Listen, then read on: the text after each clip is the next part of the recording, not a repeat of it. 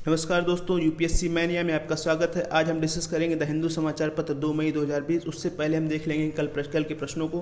तो कल के प्रश्न कुछ इस प्रकार थे। इसमें सबसे पहला प्रश्न था, निम्न में से कौन कोर सेक्टर उद्योग नहीं है? कोयला, विद्युत, उर्वरक, रक्षा। तो रक्षा कोर सेक्टर उद्योग नहीं, हमने डिस्कस किया था। कैट सेंट्रल एडमिनिस्ट्रेटिव ट्राइब्यूनल के संबंध में निम्न कथनों पर विचार कीजिए। यह सभी सिविल सेवकों किसी रक्षा पद पर नियुक्त सिविल व्यक्तियों से संबंधित मुद्दों पर निर्णय देता है। बिल्कुल सही है। इसका कार्यक्षेत्र रक्षा बलों, सुप्रीम कोर्ट एवं संसद के स्टाफ पर नहीं लागू होता है। बिल्कुल सही है।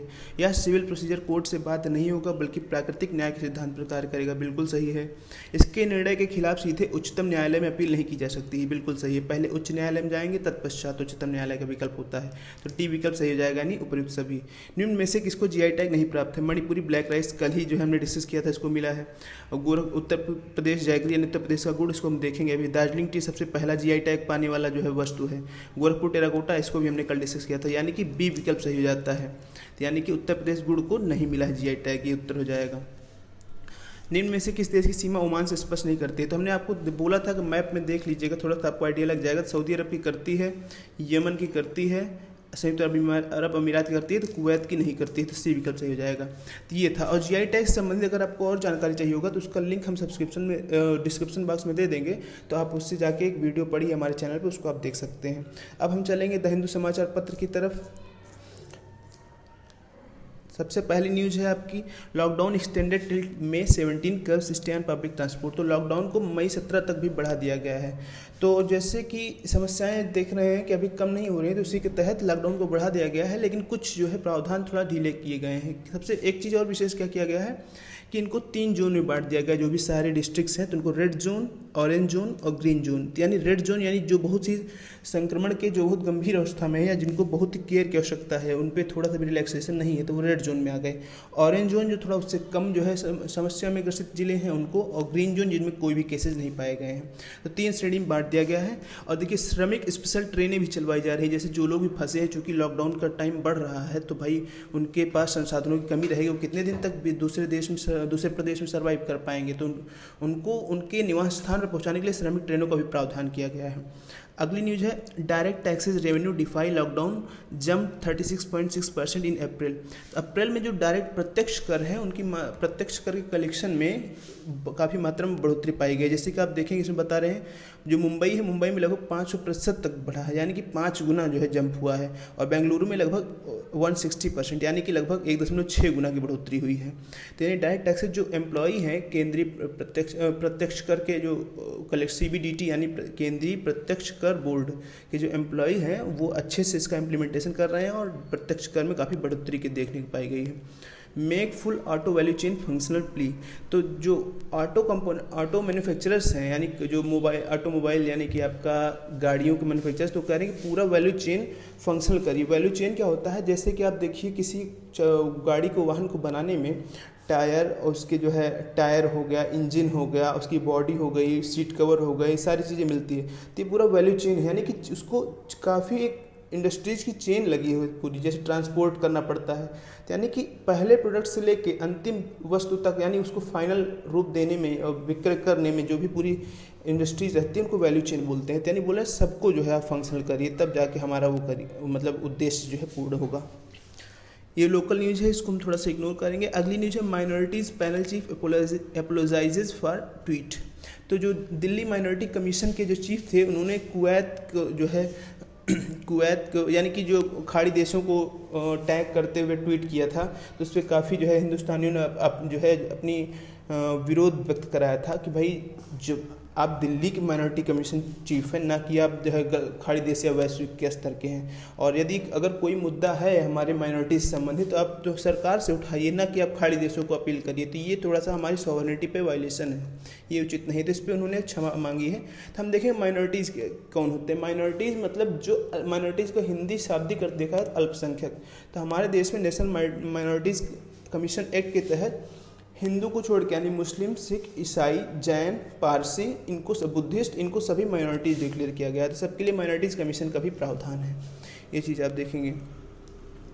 अगली न्यूज़ है आपकी, COVID has made our approach of issues to of PWD more hands on. तो ये जो है असम के पीडब्ल्यूडी वो हैं, मतलब असम कमिश्नर हैं पीडब्ल्यूडी के। पीडब्ल्यूडी मतलब पर्सन विद डिसेबिलिटीज़ यानी दिव्यांगजन के कमिश्नर हैं। तो इन्होंने बताया कि जैसे हमारे को थोड़ा सा और फ्रंट में ला दिया है इस कोविड समस्या ने, हमको फ्रंट फुट पे आके खेलना पड़ रहा है। मतलब क्या है इनका, जैसे बता रहे हैं कि उनको वो काफ़ी वल्नरेबल होते हैं जो दिव्यांगजन हैं, तो उनके लिए जैसे जो भी है हमें ब्रेल लिप में संदेशों को प्रेषित करना होता है, या फिर हमको साउंड रिकॉर्डिंग करके यूट्यूब पे वीडियोस हमको डालना होता है ताकि उनको अवेयर कर सकें। ये सब चीज़ें हैं। और जो है अगली न्यूज़ है आपकी, no pomp gaiety at Thrissur Pooram this year. तो त्रिशूर पूरम इस बार बहुत से हमेशा की तरह बहुत अच्छे से नहीं मनाया जाएगा, यानी शांत रूप से मनाया जाएगा लॉकडाउन की वजह से। तो हम जानेंगे त्रिशूर पूरम क्या है। त्रिशूर पूरम आपका देखिए एक हिंदू फेस्टिवल है, ये केरला में मनाया जाने वाला हिंदू फेस्टिवल है। इसमें जो 36 घंटे तक लगभग ये फेस्टिवल चलता है, और ये वडक्कुनाथन टेम्पल में मनाया जाता है, लॉर्ड वडक्कुनाथ के जो है याद में। वडक्कुनाथ क्या है, जो हमारे शिव भगवान है, उत्तर भारत में शिव भगवान को जो है वहाँ पे दक्षिण भारत में वडक्कुनाथ नाम से जाना जाता है। तो वडक्कुनाथ जो है भगवान से संबंधित एक फेस्टिवल है, और इसकी शुरुआत कोडियट्टम संस्कार से होती है। कोडियट्टम क्या है, एक फ्लैग होस्टिंग, यानी कि एक झंडे को फहराया जाता है, तो ये कोडियट्टम कहा जाता है। तो आपको ध्यान देना है कि ये जो कुछ चीज़ें, त्रिशूर पूरम ये केरला में हिंदू फेस्टिवल है, 21 भगवान से संबंधित है, लॉर्ड वडक्कुनाथ या शिव भगवान से। वडक्कुनाथन टेम्पल में इसको सेलिब्रेट किया जाता है, और इसकी शुरुआत कोडियट्टम सेरेमनी से होती है। इसमें क्या होता है, झंडे को फहराया जाता है, और इसमें बहुत सी भीड़ जो है, जैसे कि आप चित्र में देख रहे हो, बहुत सी भीड़ अट्रैक्ट करता है ये फेस्टिवल, और कई हाथियों के जो है द्वारा इसमें शुरुआत होती है, ये सब चीज़ें। तो इस बार इतना भव्य नहीं हो पाएगा, तो इस चीज़ है, तो ये आपको इम्पॉर्टेंट है, पूछा जा सकता है। केरला के टूरिज्म इंडस्ट्री में इसका बहुत बड़ा रोल है, यानी बहुत सारी जो है भीड़ अट्रैक्ट करता है। त्रिशूर पूरम आपको ध्यान देना है। अगली न्यूज़ है, adopt a cobra for 2000 and elephant for 1.7 lakh. तो जो बेंगलुरु का बनरघट्टा बायोलॉजिकल पार्क है, बनरघट्टा जैव पार्क, ये कहाँ पर है, कर्नाटका में। तो इसने ऑफर किया है, चूँकि देखिए अभी लॉकडाउन है तो कोई इस पार्क में जा नहीं रहा है, तो इसकी इनकम कम हो गई है, और उसके अलावा जो है जब इनकम इनकी कम होगी तो अपने वन्य जीवों को भी देख रेख करने में इन्वेस्टमेंट नहीं कर पाएगा, उनको खाना उपलब्ध कर, ये सब चीज़ें। तो इसने एक नई पहल की है, तो बोला है कि जो भी वन्य जीव प्रेमी हैं वो 2000 रुपये दे के 1 वर्ष के लिए कोबरा को जो है पालन पोषण कर सकते हैं, यानी कि उनको एडॉप्शन कर सकते हैं। और हाथी यदि अडॉप्ट करना है तो 1.75 लाख रुपीज़ में कर सकते हैं। तो ये एक अच्छी पहल है, इससे इनको इनकम भी होगी, और जो है क्या कहते हैं, जो वन्य जीव है उनको एक वन्य जीव का देखिए कई चीज़ें, इनकम होगी, वन्य जीवों को समय पर खाना, सुविधा, ये सब भी मुहैया होगा, और आम लोगों और वन्य जीवों के बीच में संबंध भी प्रगाढ़ होंगे। तो ये चीज़ था। तो इसमें आपको ध्यान देना है, बनरघट्टा जैव पार्क कहाँ पर है, कर्नाटका में, बेंगलुरु में, ये चीज़ ध्यान देना है। ये आपका एडिटोरियल है, इसको हम डिस्कस करेंगे अलग वीडियो में। तो अगली न्यूज़ है आपकी, environment ministry gives note for new parliament project. तो हमने डिस्कस किया है जो नया पार्लियामेंट प्रोजेक्ट है उसके लिए एनवायरनमेंट मिनिस्ट्री ने नोट जो है दे दिया, यानी कि अपनी सहमति दी है। तो कोई भी जो कंस्ट्रक्शन प्रोजेक्ट होता है तो उसको एनवायरनमेंट मिनिस्ट्री से अप्रूवल लेना पड़ता है। एनवायरनमेंट अप्रेजल कमेटी होती है, ताकि उससे कोई पर्यावरण को क्षति तो नहीं हो रही है। तो जैसे इसमें देखा जा रहा है लगभग 350 पेड़ हैं, जिसमें 250 पेड़ लगभग जो है काटे जाएंगे। तो ये बोल रहे हैं कि हम उसको काटेंगे नहीं, मतलब यहाँ से उठा के दूसरे रीप्लांट करेंगे और 200 नए पेड़ भी लगाएंगे। रेलवेज रन श्रमिक स्पेशल टू फेरी स्टैंड है, जो भी फंसे हुए लोग हैं तो रेलवे उनको लिए श्रमिक स्पेशल ट्रेनें चला रही है।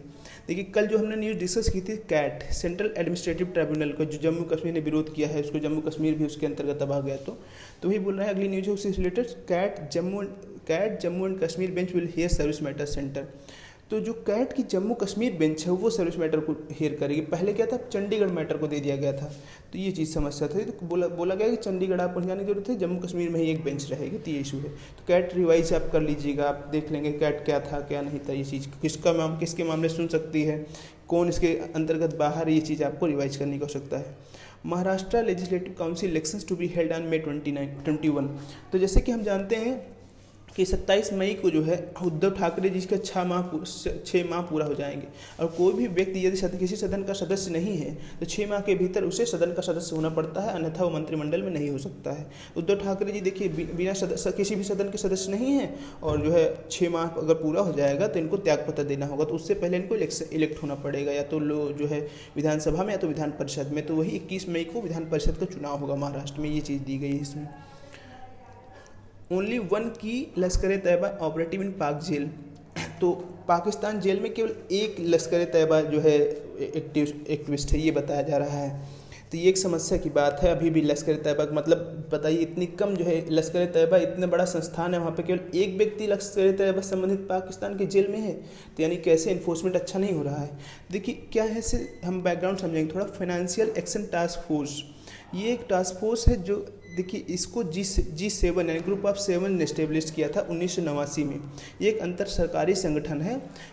और एक चीज़ और आपको देखना, ये संयुक्त राष्ट्र संघ का कोई बॉडी नहीं, संयुक्त राष्ट्र संघ का कोई बॉडी नहीं है, लेकिन जो है ये संयुक्त राष्ट्र संघ की जो आम सभा है यूनाइटेड नेशन जनरल असेंबली और सुरक्षा परिषद, इनको दोनों को रिपोर्टिंग करती है और इंडिया इसका सदस्य है। ये 2 लिस्टें जारी करती है, ग्रे लिस्ट और ब्लैक लिस्ट। तो ये था FATF के बारे में। अब हम संबंधित न्यूज़ से इसका देखेंगे क्या संबंध है। तो FATF ने पाकिस्तान को ग्रे लिस्ट में डाला है। तो ग्रे लिस्ट में डालने का मतलब क्या है कि चेतावनी है कि अगर आप, जैसे इसका कार्य दो कार्य था, हमने डिस्कस नहीं किया चाहे तो देख लेंगे। मनी लॉन्ड्रिंग को काउंटर करना और टेररिज्म फाइनेंसिंग यानी आतंकवाद वित्त पोषण को और मनी लॉन्ड्रिंग को रोकना इसका उद्देश्य था। तो जो भी देश मनी लॉन्ड्रिंग या आतंकवाद वित्त पोषण में सहायक होता है, उसके कोई एजेंट उसमें संलिप्त पाए जाते हैं तो उनके खिलाफ एक्शन लिया जाता है। तो सबसे पहले उनको ग्रे लिस्ट में डाला जाता है चेतावनी स्वरूप में। यदि वो उस पर काम नहीं करते तो उनको ब्लैक लिस्ट में डाला जाता है। और ब्लैक लिस्ट में डालने का मतलब है उनका अंतर्राष्ट्रीय संबंध सीमित कर दिया जाएगा, उनको और फर्दर फाइनेंस नहीं मिलेगा, उनकी आर्थिक क्षमता कम कर दी जाएगी, दूसरे देशों से व्यापार करने पर प्रतिबंध रहेगा, ये सब चीज़ें हैं। तो अभी वर्तमान में पाकिस्तान को ग्रे लिस्ट में डाला गया है कि आपके यहाँ से आतंकवादी संगठन कार्य कर रहे हैं, टेररिज्म फाइनेंसिंग होती है। तो वही चीज़ न्यूज़ है कि लश्कर तैयबा केवल एक व्यक्ति जो है पाकिस्तान की जेल में है। इतने बड़े संगठन में कोई और आपने किसी को पाया ही नहीं, पकड़ा ही नहीं, तो ये बहुत बड़ी अक्षमता है। तो फाइनेंशियल एक्शन टास्क फोर्स हमारे लिए बहुत इंपॉर्टेंट जाता है, इसको हमें जानना है। आप फिर से रिवाइज कर लीजिए। Arm forces to express gratitude to coronavirus, तो जो आर्म फोर्सेज ने प्लान किया है जो है कि आपका 3 मई को यानी कि कल पूरा जो है कश्मीर से लेकर कन्याकुमारी, उधर पोरबंदर से लेकर असम, उधर अरुणाचल प्रदेश तक वायुयान भेजे जाएंगे और जो है मतलब ट्रिब्यूट दिया जाएगा जो भी फ्रंट लाइन वर्कर्स हैं, मेडिकल वर्कर्स इनको, और हॉस्पिटल्स के ऊपर फूल छिड़काव होंगे धन्यवाद देने के, धन्यवाद ज्ञापन करने के लिए। अगली news, economist call for urban jobs scheme, तो जो अर्थशास्त्री हैं वो कह रहे हैं कि जो है इस लॉकडाउन की वजह से आर्थिक क्षमता कम हुई है लोगों की, यानी कि इकोनॉमिक सपोर्ट कुछ मिलना चाहिए। जैसे MG नरेगा है तो उसको क्या कहते हैं और एक्सपैंड करना चाहिए और अर्बन एरियाज में, शहरी क्षेत्रों में भी कोई व्यवस्था करनी चाहिए ताकि लोगों की आर्थिक क्षमता बढ़ सके। UP Bihar migrants can get ration in other states too, तो यूपी बिहार के जो भी माइग्रेंट्स हैं वो दूसरे राज्यों में भी राशन पा सकते हैं। तो कैसे पा सकते हैं हम देखेंगे। एक स्कीम है, आप बहुत बार सुन रहे होंगे, one nation one ration card scheme.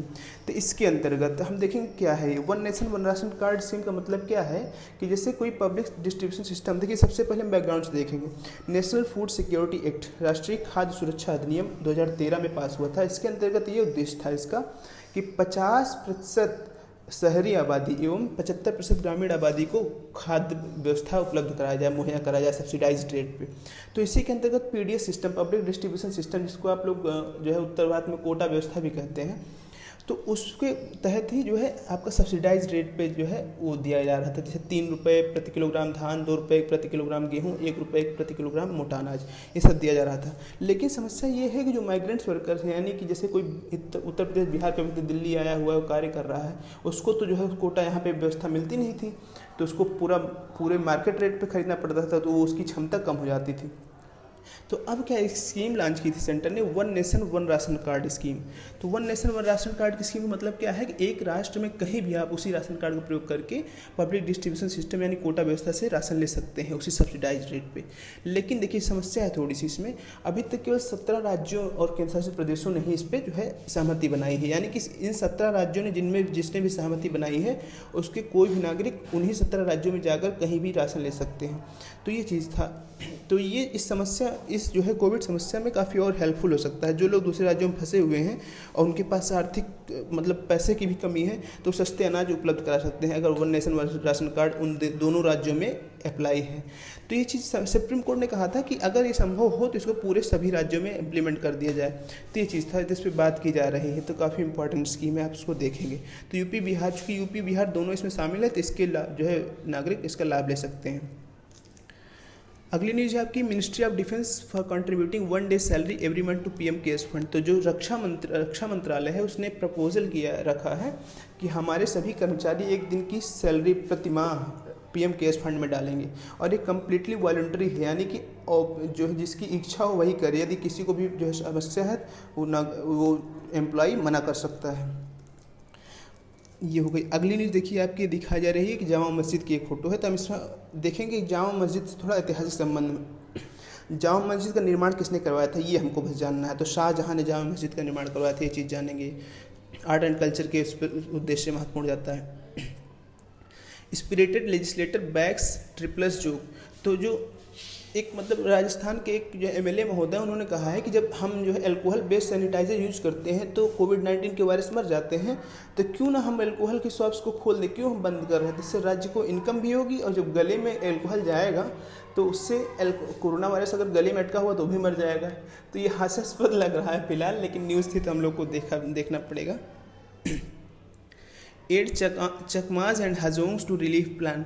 तो जैसे कि हमने कल डिस्कस किया था कि जो है वहाँ पे अरुणाचल प्रदेश में चकमा और हजोंग को जो है उनकी राशन कार्ड उनके छीन लिए गए थे, उनको सामान्य नागरिकों जैसा व्यवहार नहीं किया जा रहा था।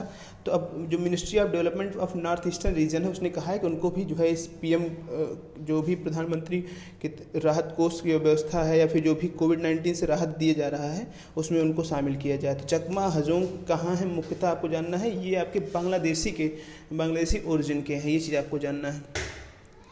Orissa veterinarians train to man testing lab. तो जो उड़ीसा के जो है पशु चिकित्सा अधिकारी हैं उनको अब जो है मानव संबंधी चिकित्सा व्यवस्था में भी लाया जा रहा है। कि जैसे जो समझिए आप इस तरह कि जो पशु संबंधी बीमारियों से जो है डील करते थे, जैसे उसमें माइक्रोबायोलॉजिस्ट जो थे या भी जो भी वायरस रिसर्चर थे, उनको थोड़ा सा एक क्रैश कोर्स करा के जो उनको जो है इस कोविड से लड़ने में भी उनको भी शामिल किया जा रहा है ताकि हमारी क्षमता बढ़ सके। तो ये चीज़ कहा जा रहा है इसमें। WHO raises concern over use of BCG vaccine. तो जैसे कुछ जो है समूहों ने बोला है कि BCG वैक्सीन से इम्यूनिटी बढ़ेगी और इससे हम जो है कोविड-19 के खिलाफ लड़ सकते हैं, तो एक संभावना जताई जा रही है।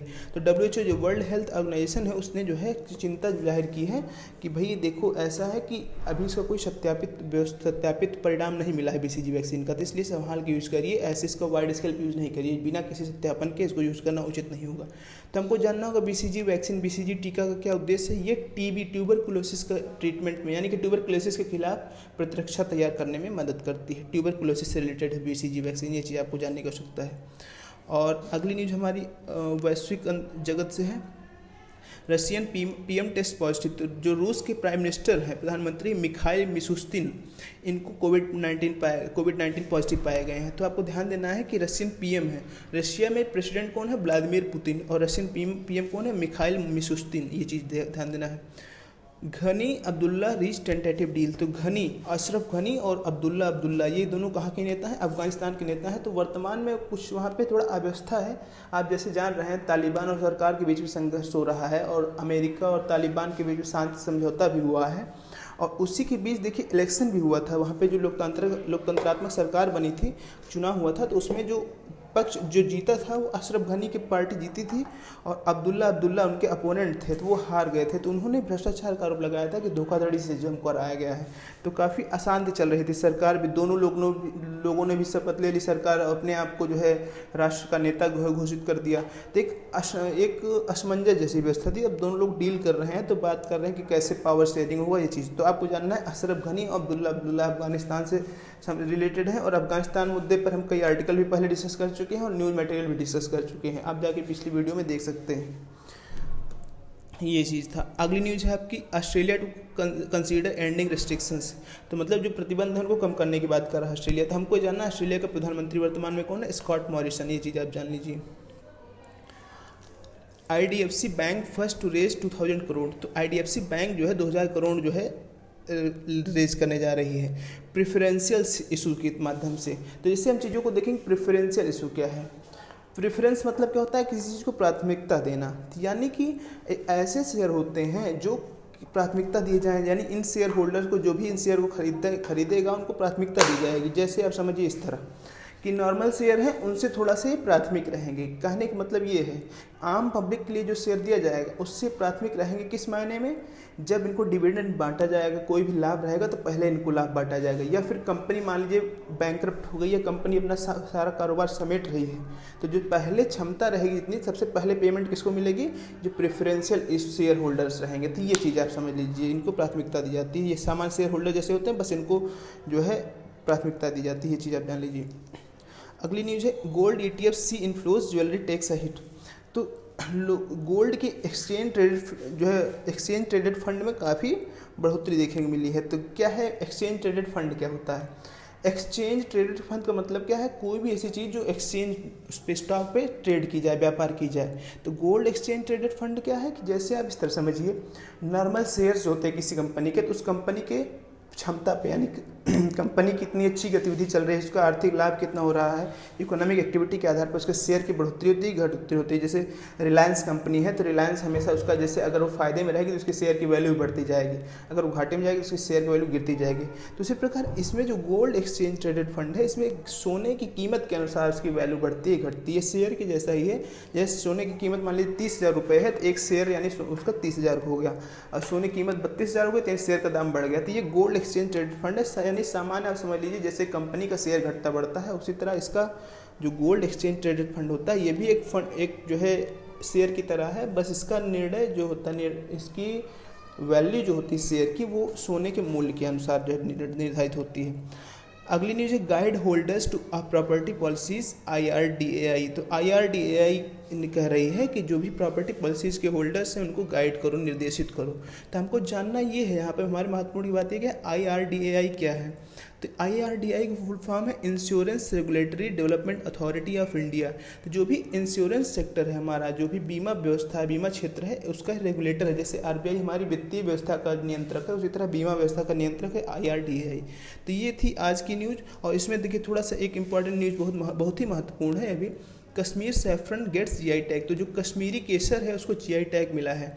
तो हमने डिस्कस किया है, एक वीडियो हमने कल शाम को डाली थी, लिंक आपको हम डिस्क्रिप्शन बॉक्स में दे देंगे, आप चाहेंगे तो विस्तार से पूरा देख सकते हैं GI टैग क्या है। तो कश्मीरी केसर की देखिए विशेषता, GI टैग का मतलब उस भौगोलिक परिवेश में उत्पन्न होने से उसकी पहचान है, तो एक ब्रांडिंग है ये। तो जैसे क्या है, कश्मीर में करेवा जो है स्थानों पर इसको उगाया जाता है। करेवा क्या है, करेवा बहुत जो है मतलब बहुत बारीक मिट्टी है जो पहाड़ों से काट कर नदियों द्वारा लाई गई है, तो बहुत ही उपजाऊ होती है। तो इसमें कश्मीरी केसर उगाया जाता है। तो केसर के संबंध में आप देख लीजिए, ईरान सबसे बड़ा उत्पादक है केसर का, भारत उसका जस्ट क्लोज कंपटीटर है। तो इसको जब GI टैग मिलेगा तो इसको और पहचान मिलेगी, इसकी ब्रांडिंग होगी, तो हम और अच्छे से ईरान से कंपटीशन कर सकते हैं। तो इस चीज़ तक कश्मीरी केसर को जो है GI टैग मिला है। अगली न्यूज़ थी IIT Guwahati designs bamboo hospital bed. तो जैसे कि आप समझ रहे हैं, जैसे कोविड की समस्या बढ़ती जा रही है, हमको और हॉस्पिटल बेड्स की आवश्यकता पड़ेगी। और असम जो है, जो बांस उत्पादन में काफ़ी अग्रणी राज्य है, तो असम के जो IIT गुवाहाटी है उसने कहा है कि हमने एक मॉडल तैयार किया है कि जो बांस से पूरा जो ये बेड बनेगा, हॉस्पिटल बेड। तो इसको चाहें तो हम 200 बेड पर डे बना सकते हैं। इससे हमारी जो सप्लाई में कमी रहेगी उसको हम काउंटर कर सकते हैं। तो ये थी जो है आपकी द हिंदू समाचार पत्र। अब हमारा डिस्कस करेंगे कुछ प्रश्नों को इससे संबंधित, इनका जवाब आपको कमेंट बॉक्स में देना है। तो सबसे पहला है, त्रिशूर पूरम किस भगवान से संबंधित त्यौहार है? भगवान शिव, भगवान बुद्ध, भगवान विष्णु, भगवान मुरुगन। FATF के संबंध में निम्न कथनों पर विचार कीजिए। यह संयुक्त राष्ट्र संघ की संस्था है, इसका कार्य मनी लॉन्ड्रिंग और आतंकवाद वित्त पोषण को रोकना है, भारत इसका सदस्य नहीं है, इसमें 2 लिस्ट ग्रे व ब्लैक लिस्ट का प्रावधान है। उपर्युक्त में से कौन से कथन सत्य हैं? केवल 1 व 2, केवल 2 व 4, 1, 2 व 3, उपर्युक्त सभी। बन्नरघट्टा जैव उद्यान किस राज्य में स्थित है? उत्तराखंड, मध्य प्रदेश, कर्नाटक, केरल। BCG टीका किससे संबंधित है? Malaria, TB, influenza, cholera. इनका जवाब आपको कमेंट बॉक्स में देना है, और जो भी अन्य सुझाव हो आप कमेंट बॉक्स में दे सकते हैं। बहुत बहुत धन्यवाद।